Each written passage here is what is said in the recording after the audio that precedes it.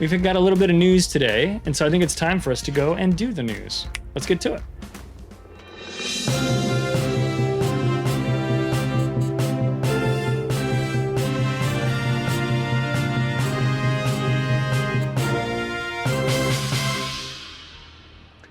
Hello everyone, my name is Clyde. This is Clyde Plays News, and welcome to our program here today. Our top story is about some balance changes that are affecting ships all over the tech tree and in the premium shop. But first, let's talk about some other balance changes that are affecting ships that haven't yet come out for players to get all up into.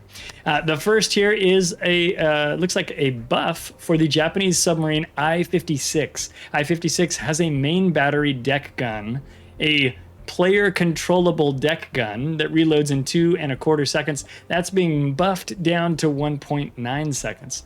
Soviet submarine S-189, the Tier 8 premium, is going to have the range of its acoustic homing torpedoes, the ones that curve and twist, increase from 5 kilometers to 9. Now 5 is pretty dang short. 9 starts to seem a little bit more usable. And the sonar ping maximum range is increasing from 5 to 9, basically to match the range of its torpedoes. The reload time is being increased to 9.5 seconds, as is a bit of a nerf there for that ship. Spanish destroyer, you guys know that I am excited about this one, is actually getting a few buffs, and I'm excited about this because when it first came out, it seemed like it got like a batch of nerfs, and then they've been bringing it back. Typically, that indicates the ship is underperforming when the testers are taking it out there. And so let's take a look at these buffs today. We've got a main battery reload time that's being reduced, in other words, buffed, from 6.6 seconds down to 6.1 seconds.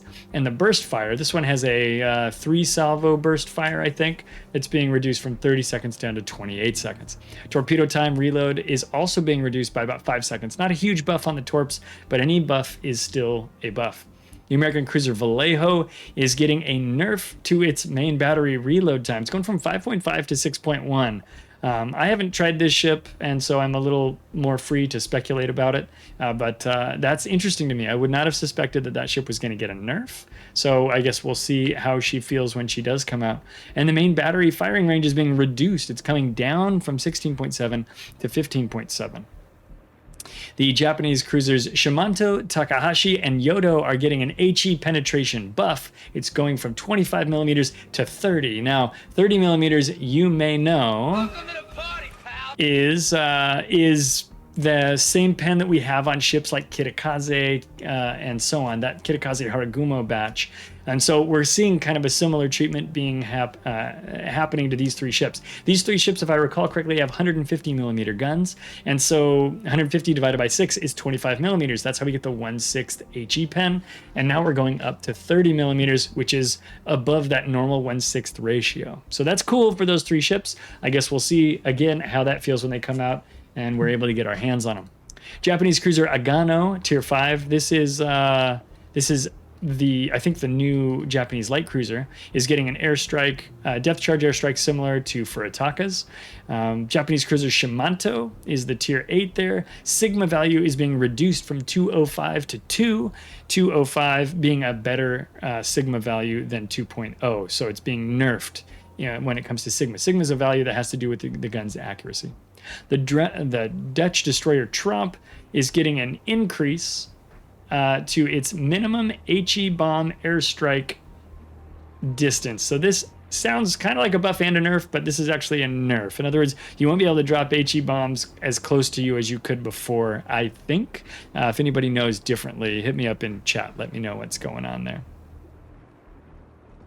And that's what we've got for ships that are currently in testing. Let's get back to our top story. Just a short news segment today, only 2 stories to cover. And over on this little guy, this is a very interesting set of buffs and nerfs. I love when Wargaming does these, and it's because they're taking a look at the ships in the game, and they're making ships that are weaker, stronger, and ships that are stronger, weaker. Now, I don't like it when they nerf my ships, when they nerf ships that I care about, but I understand what they're doing here. And the idea that they're coming out with these regular buffs and nerfs is something that we should at least think about for a second and go, is this healthy for the game or not? we can develop our own opinion. And if we think not, we should certainly let Wargaming know. I am all about giving them feedback. And I know that many of you are also about giving Wargaming feedback. Well, let's take a look at these buffs and nerfs and see what we think.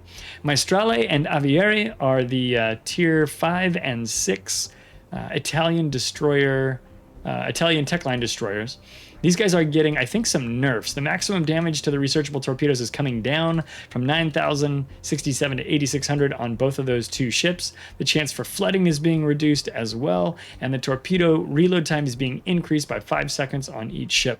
Main battery reload time is also being increased. So this means these ships are outperforming what they should be doing. Spreadsheet says we're having too much fun on not just one armament, but both armaments, main guns and on torpedoes. So they're making some adjustments to those two ships. Adriatico is not getting the torpedo buffs, but it is getting a main battery torpedo or gun nerfs, but it is getting a main battery reload buff. This is coming from 6 seconds down to 5.7 seconds. That's a good thing.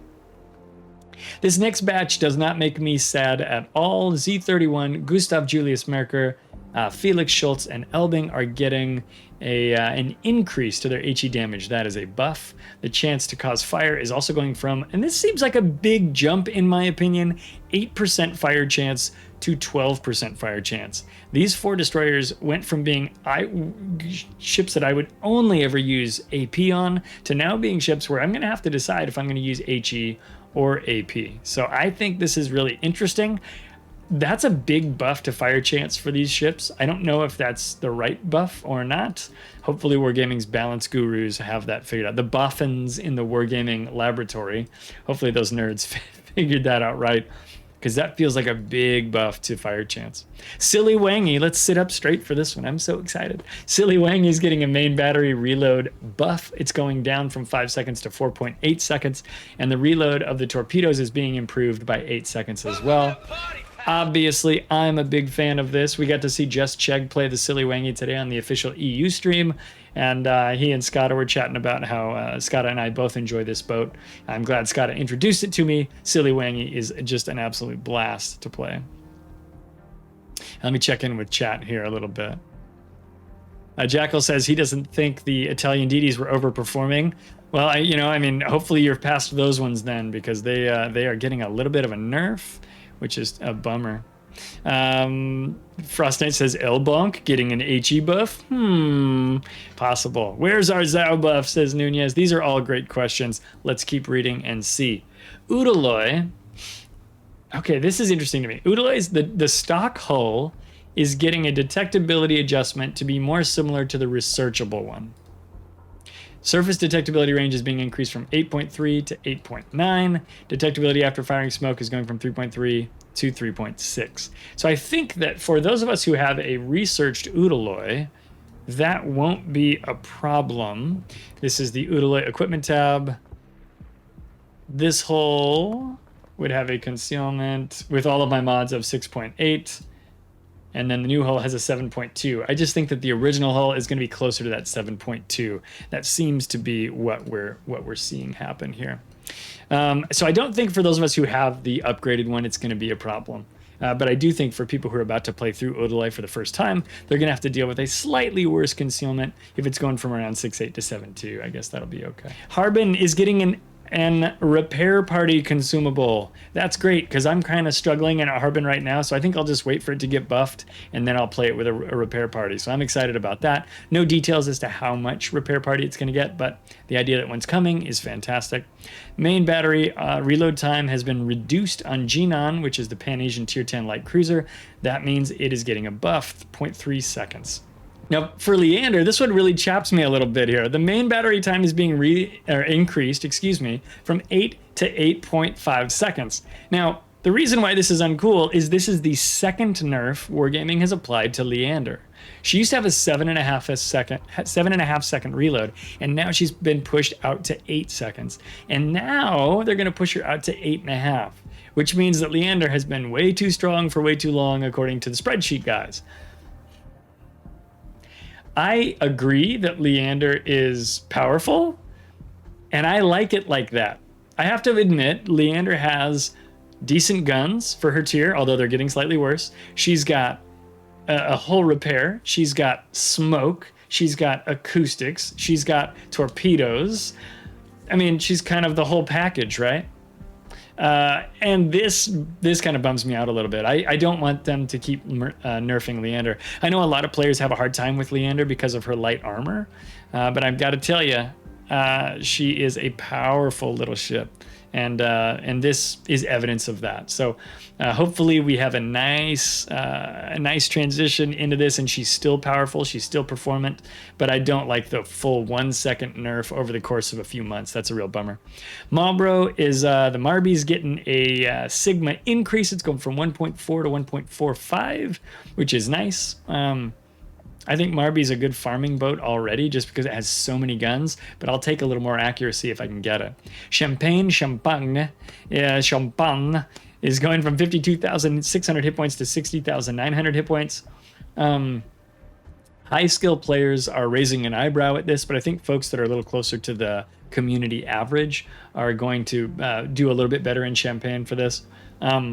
This boat isn't particularly available. I don't think a lot of people have it, but this is almost 8,000, or it's a little over 8,000 hit points, excuse me.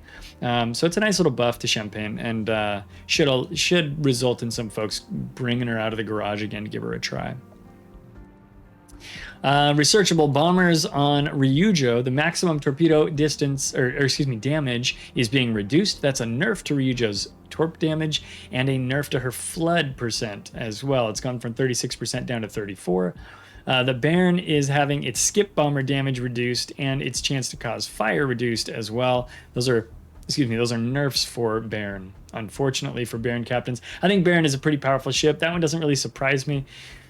But I still would have liked to have seen them leave it alone because I have Bearn. Leave it alone. United States, the super carrier is being nerfed. The tactical bomber flight preparation time is being increased by 10 seconds. I'm sure most people will rejoice about that, except for perhaps captains who own a United States.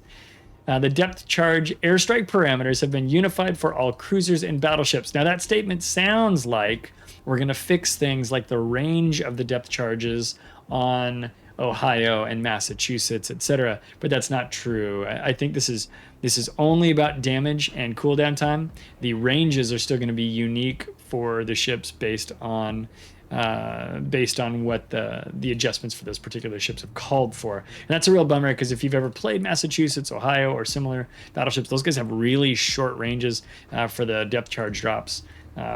So what we are seeing here, I think, is a pretty hefty damage increase. I've seen some folks talking about the tier 10 number, I think, doubled or went up like 2,000 damage or something. So this is a pretty hefty increase to the depth charge damage, which should help us in swatting submarines. That's the name of the ship that I'm talking about. It'll help us in swatting submarines with these airstrikes. So hopefully that is a good thing for the changes there, and it should make a lot of the ships based on their tier be a little more similar, which should make it easier for us to counter submarines, because regardless of what ship you're in, you'll understand what its AA or anti-sub, capability is.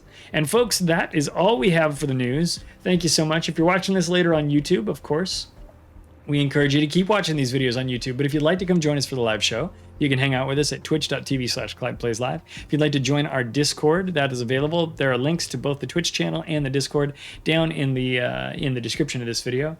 If you're here live right now on Twitch, you can also join the Discord. You can type !Discord in the chat like Bowmaster just did. It'll pop up a link and you can join us there to keep the conversation going between streams and between YouTube videos. With all that out of the way, thanks a ton for watching Clyde Plays News, and we will see y'all in the next battle. Take care of each other, be nice, be cool. Thanks so much. Bye. This has been the news on Clyde Plays Live.